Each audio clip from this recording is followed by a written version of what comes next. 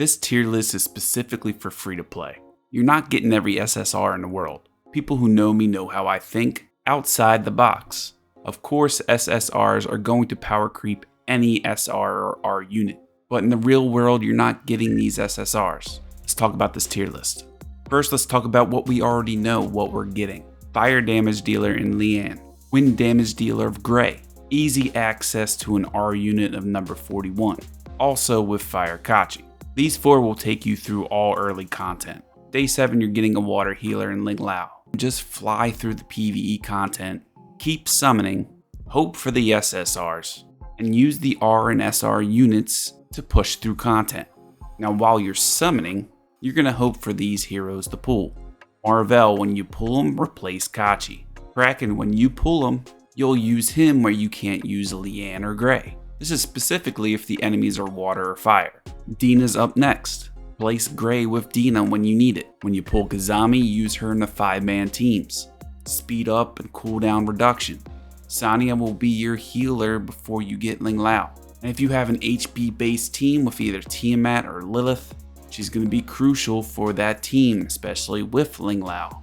Valerian, probably the most underrated SR in the game. If you are going the Tiamat route, use Valerian.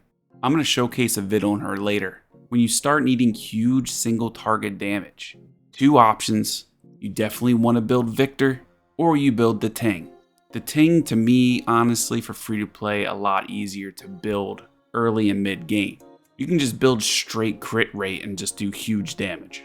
At this point, you're getting into higher threshold teams.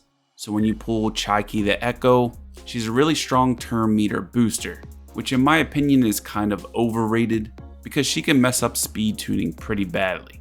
She's better in a 4-man team comp than she is a 5-man. And then you have Viper, who's going to be your cheap man buff stripper. Also can be used great in PvP.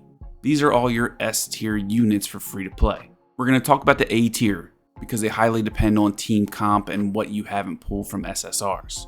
If you want to beat a lot of high level content in the safest way, you build a high HP sustained team and bring in Obel when you pull them. Old school Summoners War people know, fast tanky heroes with damage over time.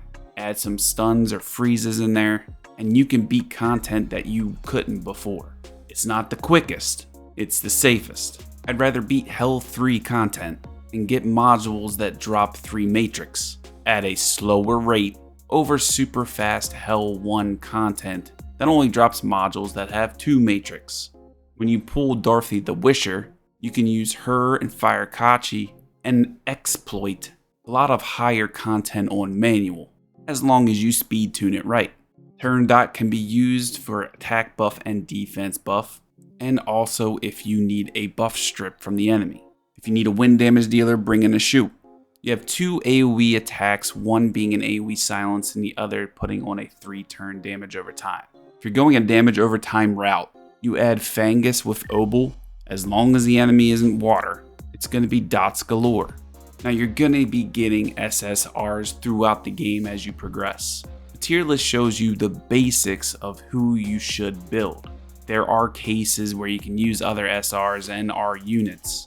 But again, SSR power creeps all of those units. It's free to play, you play the gacha game as it's given to you. So when you get them, find out the role they play. Find out who they would replace and start using them over the SR and R units. A lot of these units you don't even need to upgrade their star level. I'm going to showcase a Doki team that's going to be all 3-star. Rule of thumb for upgrading star levels: main damage dealers first. If you're going the nuke route, that's Lian, that's Victor, that's the Ting, Ramoka, Rosa. If you're going the HP route, that's Tiamat, that's Lilith. Then your HP healing supports like Sania, who heals based off of her max HP. There's no reason to 6-star, not healers based off of the target's max HP. Then you focus on heroes for your PvP team, if you don't already have that.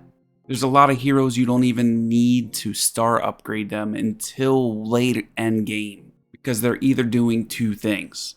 They're a fast one-trick pony for PvP, or they're for PvE. As long as they do their job, you don't get extra speed, The only thing you get is base HP defense and attack stats from star upgrades. So if you can shut down the enemy where your team doesn't even get hit, you can save your resources into 6-starring heroes that are a priority. My free-to-play tier list link is in the description below. Comment down below if you agree or disagree. It's a tier list, take it with a grain of salt. Every hero can be used in a certain way. But of course everybody asks for tier lists, so I'm giving you mine. This S list will get you through the entire PvE content. If you ended up liking this video, hit that sub button, hit that bell dingy thing, so you know when I post a video. I'll see you in the next one. Peace.